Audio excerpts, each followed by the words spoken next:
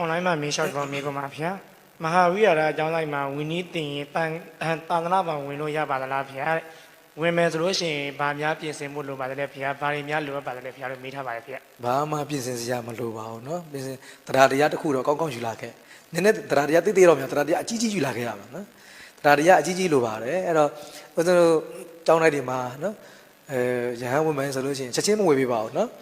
အမြဲတမ်းပြောနေကြအတိုင်းတောင်းလိုက်ကိုပထမတော့အဝေစားတော့နည်းနည်းယူလာခဲ့ပေါ့เนาะအဝေစား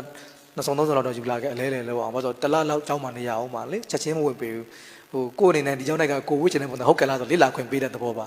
ကျောင်းတိုက်ကသူ့ကျောင်းတိုက်ကလည်းကိုရင်ဝတ်မဲ့ရဟန်းဝတ်မဲ့ပုဂ္ဂိုလ်ကိုလေ့လာမယ်သူကလည်းကျောင်းတိုက်ကိုအကဲပြန်ခတ်ပေါ့နော်အစင်မပြေရင်ပြန်လှည့်ပြန်လို့ရတယ်နော်ဝတ်ပြီးခါမှတော့မကောင်းသာသနာအားနာဖို့မကောင်းပါတယ်အဲ့တော့မဝတ်ခင်ကြိုတင်လေ့လာတဲ့အနေလေ့လာပါငါဇယိုင်းနဲ့ဒီကျောင်းတိုက်ကအစဉ်ပြောမလားလေ့လာတလားဒီတလားအတွင်းမှာတော့ဦးဇင်းတို့ကိုရင်ကျင့်ဖို့တည်နော်တရဏဂုံသုံးပါးတွေကိုထန်ခိုင်းကြကြရွတ်တတ်အောင်ဆရာသမားများကသင်ပေးမှာပါတလဝတလနေပြီး okay ပြီအဆင်ပြေပြီဆိုတဲ့အခါကျမှကြိုက်တယ်ဒီစနစ်ဒီကြောင်းနိုင်ကိုကြိုက်တယ်ဆိုရင်ဝတ်ခွင့်ပြုတာပေါ့နော်ဘာဝိမှာကိုရင်ဝတ်ရမှာရဟန်းခံလို့မရသေးဘူးကိုရင်တစ်နှစ်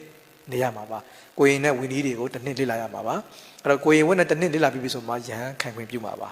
ဒါအကြောင်းနဲ့ရဲ့ပုံစံပါနော်